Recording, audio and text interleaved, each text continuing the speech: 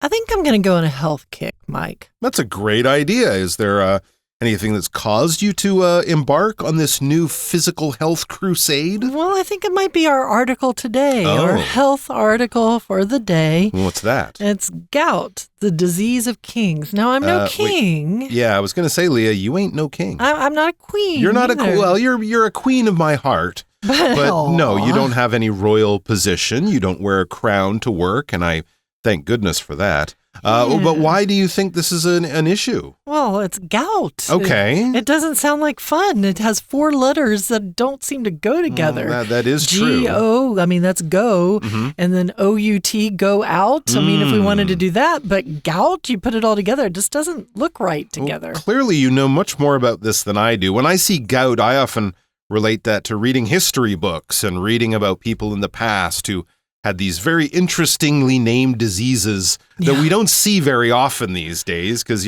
medicine and, science. But gout, I might put that there with like scrofula and consumption. Or cool sounding diseases, but nothing that anyone I know has ever suffered from. Or trepanning, I think it was called. Trepanning? When you put the hole in the Cutting head. holes in people's heads to relieve headaches? Yeah. Yeah, well, actually, they do that sometimes even now when people have brain injuries. But gout is one of those ones that no penicillin, modern, surgical techniques or MRIs or X-rays, it can't really help. And people still do get this disease. So it is not just something from the history books. It's time for us to get healthy, folks. So let's do this. Let's listen to our article one time and get on our health article for the day.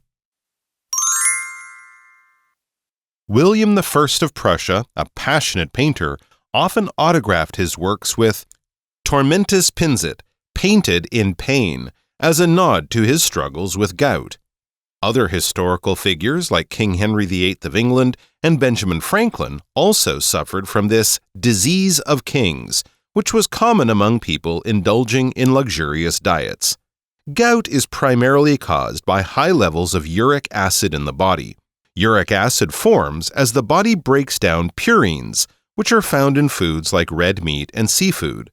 Normally, the kidneys filter out uric acid. However, if the body produces too much of it, or the kidneys fail to eliminate it efficiently, uric acid crystals can form and settle in the joints, leading to the painful symptoms of gout. Gout often manifests suddenly, with severe joint pain, commonly exhibited in the big toe. Affected areas swell, redden, and have a tendency to become hot. The pain can be so intense that even a light touch feels unbearable. Gout attacks usually last several days, and while they can resolve on their own, they may recur if the underlying causes are not addressed. Treatment for gout focuses on managing symptoms and preventing future episodes.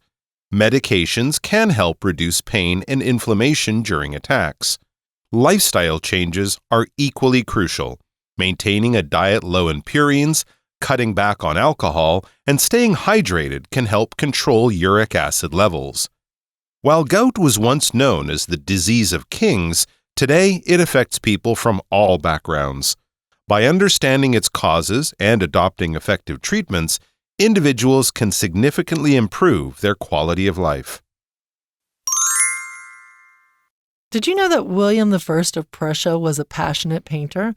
He was a passionate painter who often autographed his works with Tormentis Pinsit, painted in pain. Painted in pain? As a nod to his struggles with gout. Poor guy. So Prussia, maybe you have a different take on this, but when I looked into how you describe Prussia, I see it as this ever-evolving German state that would be partially on Polish land, partially on Lithuanian land, and just kind of like it changed over the decades historically, and then slowly unified, I think, into Germany over time. But it took its sweet time, and then it kind of just disappeared. Yeah. So if you're Prussian, then you're somebody from Prussia, and he is William I. That would be kind of Berlin, right? Yeah. I think the capital of Prussia was Berlin, and you're right, kind of around the eastern Baltic, the northeastern part of Germany. And Prussia, of course, was also famous for being the most militaristic, the most sort of warlike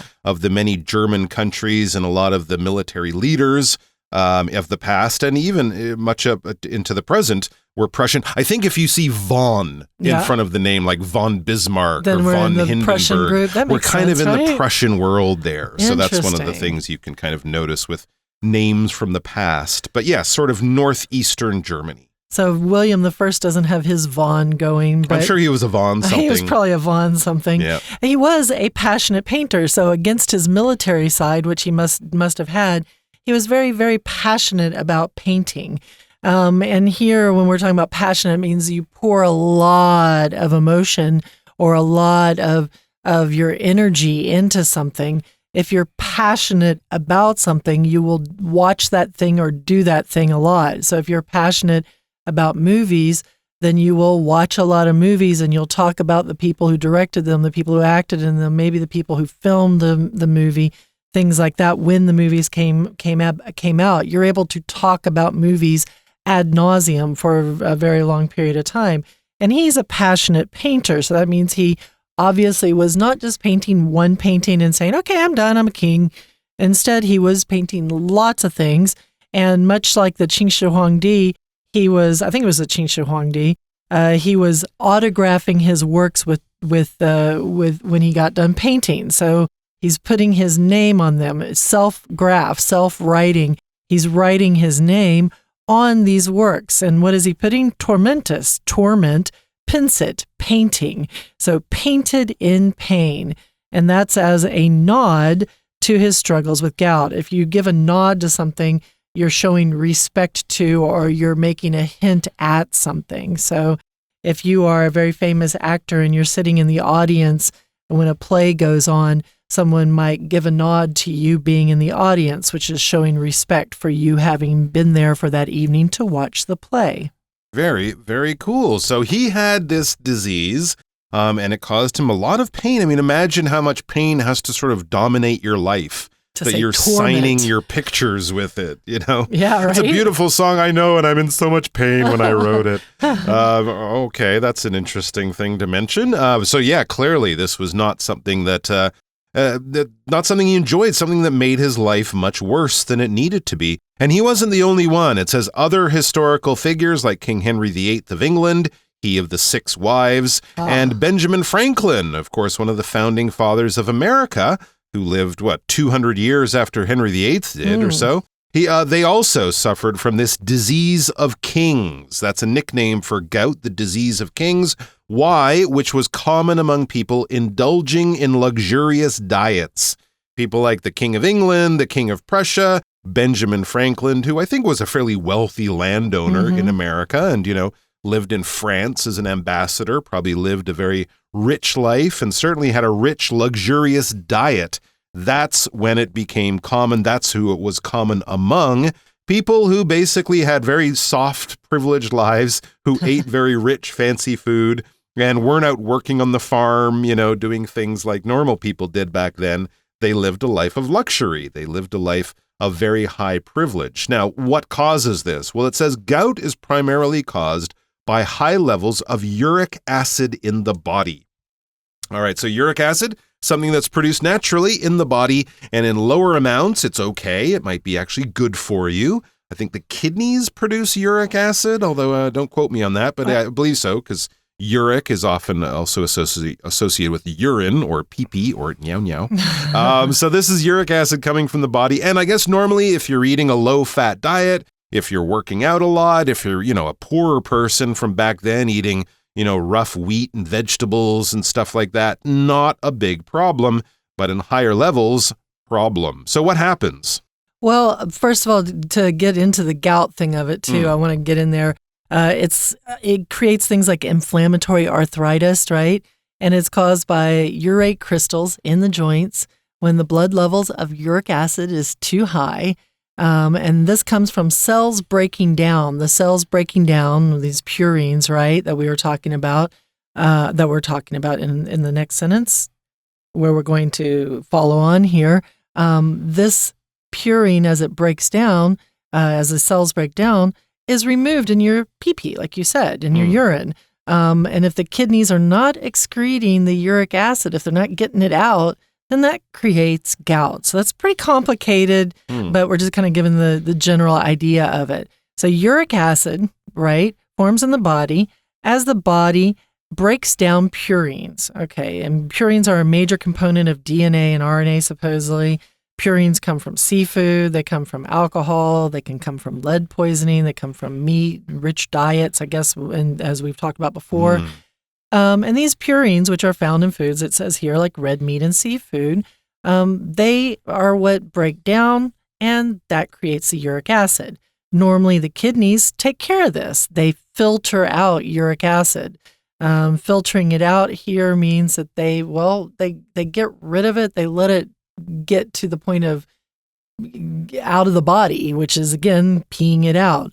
If you're filtering out something bad in your water, you might use a filter in your house to keep your water from having too many heavy metals like mercury, or actually I think it's more like lead and mercury, and rust. If you have rust in your pipes, then you might use a filter to filter out these heavy metals or large sediment particles that might cause your drinking water to be less healthy for you.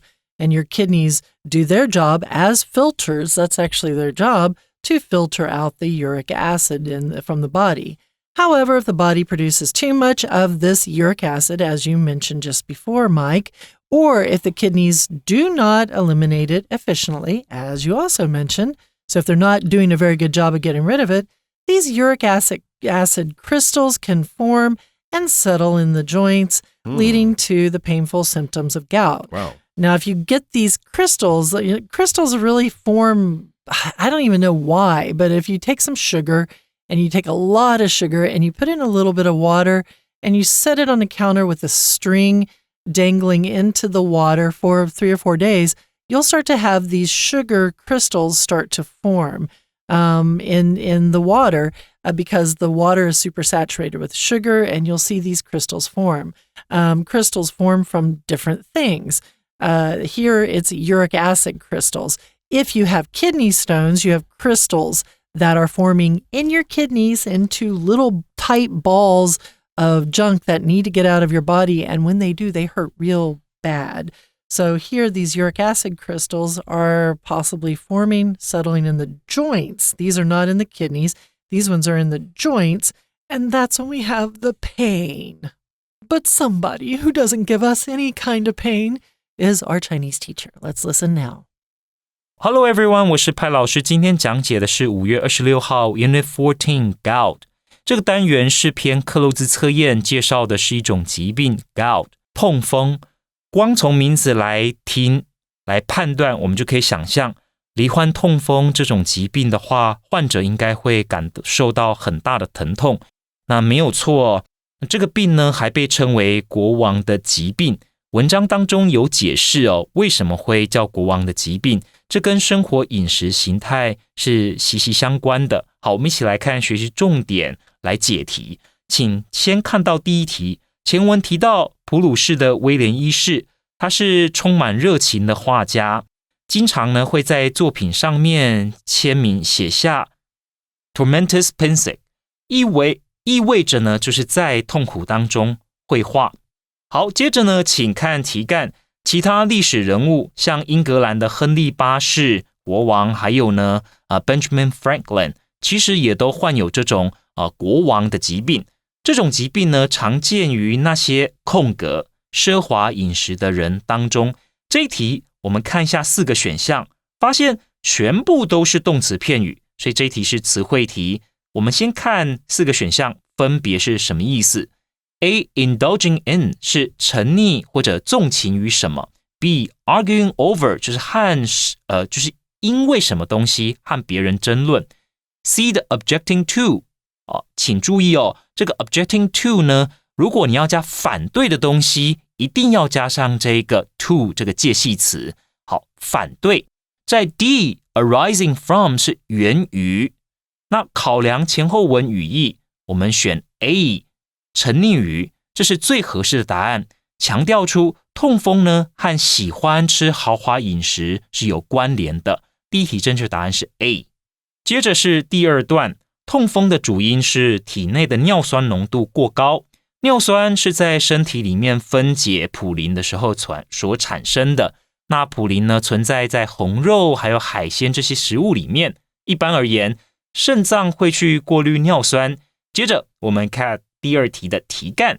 然而呢，身体产生过多尿酸，或者肾脏没有办法有效空格尿酸的时候，尿酸结晶就可能会形成，而且会在关节里面堆积，会导致痛风的疼痛。那我们看4个选项，全部都是动词。那第二题也是词汇题，我们先看一下这4个动词是什么意思。A. Preserve 是维护保存， B. Eliminate 是消除排除的意思， C. Accumulate 是累积堆积，在 D. Absorb 是吸收或者理解的意思。从后面这个尿酸结晶可能会形成而且堆积，我们就可以合理推测应该是身体无法排除，那才有办法堆积嘛，才会堆积在关节。所以第二题呢，正确答案应该是 B. Eliminate 消除排除。 All right, we're going to take a quick break and then we'll be right back.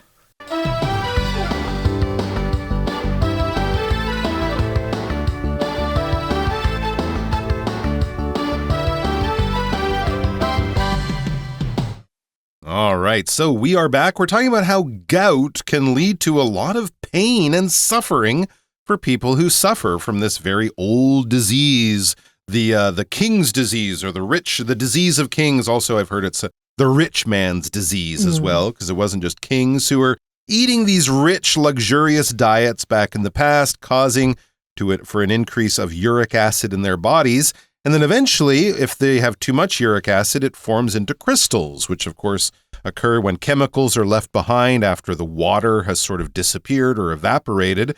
And unfortunately, instead of these crystals, coming out of your body in your poop or your pee or the normal ways that our body gets rid of bad stuff, they would settle in your joints. Ouch! Specifically in your toes. So your joints, those are the parts of your body that do the moving. Your wrist, your elbow, your shoulder, your knee, your hip, and of course your fingers and toes have joints. That's why you can grab things and squeeze things and move your fingers in all sorts of interesting and exciting ways. But as you get older, and maybe if you've hurt yourself or been to the gym too much or, suffer from arthritis or something, moving those bits can hurt. It can come with pain, especially, as I said, as people age. Now, these crystals can lodge themselves or settle in the joints, and as it says, leading to the painful symptoms of gout. Now, we have lots of pain in different parts of our body, and joint pain, as I mentioned, is not entirely unexpected or bizarre, but getting it from gout can be a special kind of pain. It says gout often manifests suddenly, ouch, with severe, ouch, joint pain commonly exhibited in the big toe. Ouch. Double, triple ouch when you're standing or walking or even trying to put your shoes on. This is where the pain will manifest. When we use manifest in this way, it's kind of like saying appear or happen. This is where it will take place, something like that. Manifest can have lots of different meanings, from sort of a plan of action. That could be a manifest if you think about things coming true. You're trying to manifest your dreams or something like this. But in a more medical way, we're basically saying it appears, it happens. This is where it goes on or occurs. A heart attack can manifest itself as a pain in the left arm, or a choking sensation, a crushing sensation on the chest, a pain in the neck. That's where the pain will show up or will occur. So apparently this pain is severe. It's sudden, so it happens quickly. It's very painful. Severe pain is not just, ow, that hurts a little. It's, oh my God, what's happening to my body? Don't touch it. It's really terrible, strong pain. And it's in the big toe. It's in the big toe of your foot. Of course, that's a part of your body that has to move, right? When you walk or stand or do anything, your toes are very important. And what happens? Well, you can actually see things happening. Affected areas, so imagine you're looking at your toe and it swells, it reddens. So affected areas swell, redden, and have a tendency to become hot. Oh my gosh. At least you might know I have gout, right? It sounds like if you have these things going on, There's no question here. The toe will get bigger. It will swell when parts of our body fill with liquid, like blood. Like imagine you twist your ankle and suddenly 20 minutes later you have a fat ankle. It's swollen. That would be the adjective form, or it swells, the verb form. It reddens. It gets redder as blood rushes to the surface. Of course, you can see that when things get injured. And it has a tendency to become hot. So this is something that often happens, but not always, okay? A tendency, when we say it tends to, it often does, it usually does, but we're not saying it always does. So it's kind of 70, 80% of the time, I guess because of the blood that rushes to the joint, right? It becomes very hot. It feels very hot.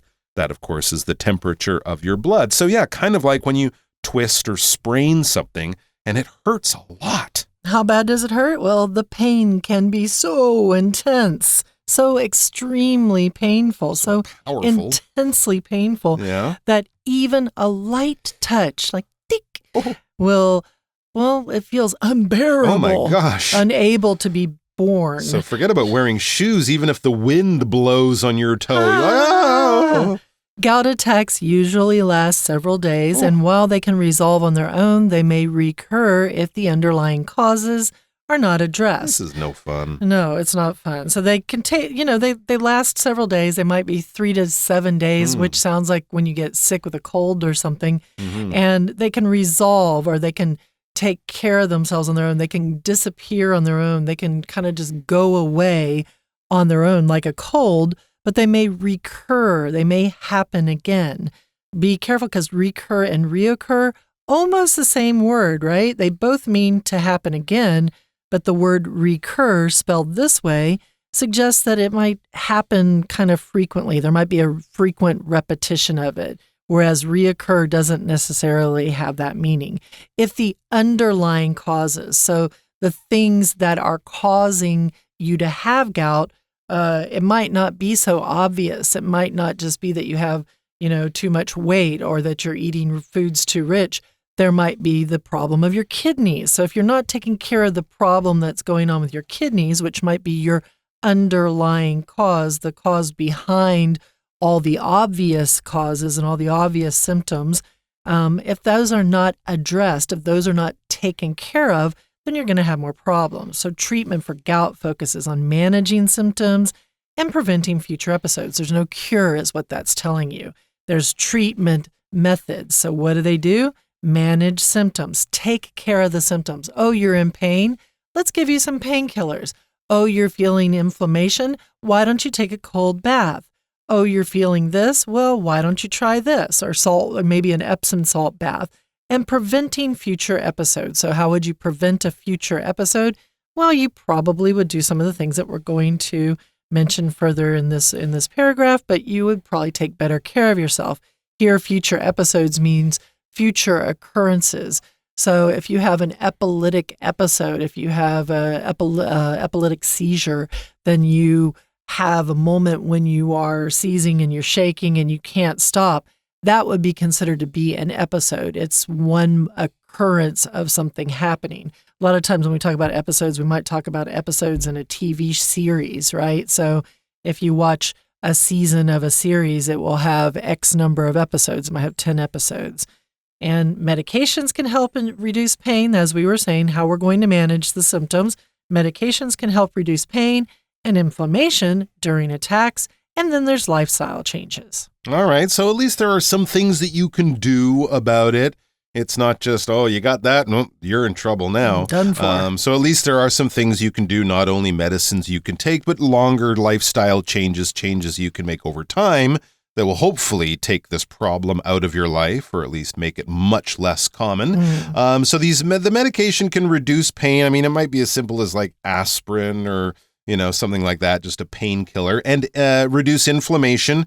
I believe, what is it, ibuprofen, one of the common painkillers that you can buy. That also reduces inflammation. It's better for things like muscle pain and arthritis and whatnot. So those things you can take. I'm sure doctors have a slightly stronger version, but really the best way, lifestyle changes are equally crucial. Yes, you will keep having heart attacks until you quit smoking, quit drinking, exercise more, cut down on the fat in your diet, all that kind of stuff. It's not fun, but it's not complicated. So lifestyle changes are equally crucial or equally important. What should you do? Be healthier is the short answer, but the more specific answer would be maintaining a diet low in purines. Remember all those things that can give you gout? Yeah, don't eat those things. So cut down on the red meat, cut down on the seafood, more chicken, more vegetables. Maybe think of going vegetarian half the time. Basically eat healthy. Cut back on alcohol. No more Jeroboams of champagne for dinner, which is, I think, like 6 liters of champagne. But cut back, if you're drinking a bottle of wine for dinner, don't convince yourself that, red wine's good for my heart. Not that much is really not. So cut back on the drinking booze, beer, wine, liquor, gaoliang, whatever your favorite flavor is. Don't drink so much. That's generally good advice for every reason, probably. And staying hydrated. Ooh, that's a good one. A lot of people don't do that, myself included. Stay hydrated. This can help control uric acid levels. Staying hydrated, that's a fancy way of saying drink more water. And don't say, there's wine in my water, or there's water in my wine and my coffee and my beer. No, we're talking about nice, clean, healthy water. Stay hydrated. What do they say, 6 glasses a day? I mean, I think it depends on the person, what you're doing, where you live, your age.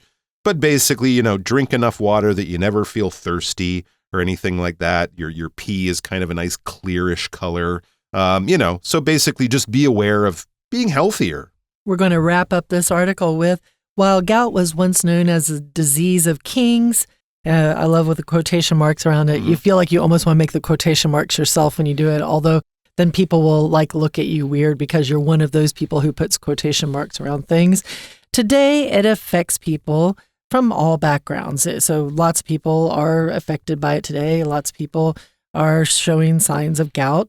And by understanding its causes, so understanding what causes it, and taking on, here's taking on, not adopting as in adopting a pet or adopting a child where you formally, take responsibility for that person or that animal.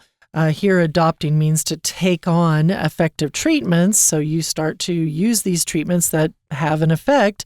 Individuals, people, can significantly, not just a little bit, but significantly, greatly improve their quality of life. Someone who's going to improve our quality of life, I know I've been doing this a lot lately, but I love it, is our Chinese teacher. Let's listen now. 再来，我们看第3段第一句，就是第3题的题干了。痛风通常会突然发作，伴随着剧烈的关节疼痛，空格在大脚趾这个地方。那4个选项都是动词 exhibit， 那有它不同的变化形态。这一题是文法题，前面已经有主要动词 manifest， 在主词是疾病的时候，这个动词有发作的意思。而整个句子没有连接词，所以 exhibit 一定要做变化。这里可以用分词构句来理解。逗点后面的原句应该是 and it's commonly exhibited in the big toe， 表示的是说痛风常常都会见于大脚趾这个部位。那因为主词呢都是 gout 痛风，所以我们可以把连接词省略掉，后面这个主词 it 也可以省略。那这个 is exhibited 它是被动语态嘛，所以我们把 be 动词 is 去掉，保留下这个过去分词 exhibited 就好。所以这一题正确答案应该是 D exhibited。 再来是第4题，前面的句子提到痛风的治疗重点是要控制症状，还有预防未来痛风不要再发作。药物可以在发作的时候减轻疼痛，还有发炎。再来我们看到题干，这里讲到空格，同样呢非常的重要。后面呢则讲到了 maintaining a diet low in purines， 这里指的就是要维持低普林的饮食，减少酒精摄取，还有保持身体水分充足，这些都有助于我们控制尿酸的浓度。第4题其实也是词汇题，我们一起看一下，那这几个词语分别是什么意思？ A. Daily necessities 是日常必需品。 B. Lifestyle changes 是生活方式的改变。 C. Fitness plans 指的是健身的计划 D recreational activities 是休闲活动。从后面的 maintaining a diet low in purines， 那 cutting back on alcohol， 就这些建议我们都可以了解，这是生活形态的改变，所以正确答案我们就选 B。 最后是第5题了。虽然痛风呢，曾经有人说是国王的疾病，可是我们都知道现在很多患者其实有各自各样的背景哦，所以如今它影响着来自什么样子的人。开头的转折词呢 while 呢就说明了，虽然痛风以前哦大家会说这是国王病，因为呢你吃的饮食都很奢华，但现在不是这样子了，影响的呢不再是特定的族群而已，而是各个阶层背景的人都有可能。那我们考量到这个前后文哦，所以我们才会选 A backgrounds 背景。那其他的选项 B themes 是主旨， C beliefs 是信念， D perspectives 是观点，所以正确答案是 A。 以上就是我们针对这篇克漏字所做的解题，谢谢大家。 Okay, so I'm going to get healthier. That's great. It's Me gonna happen. too. I'm gonna going to happen. try to cut out all the purines that I can from my body. I don't think No I've ever purines. suffered from gout, as not as I can remember. But I don't want to suffer from No, gout. I don't want to. But if I do, you have to promise me one thing. Okay. When I'm in terrible pain, you have to call me Your Majesty or Your Highness. Because I will have the disease of Disease of kings. So, I should have the title of king, right? You got it. You get it. And maybe you'll have to carry me around. Bye, everybody. Take care.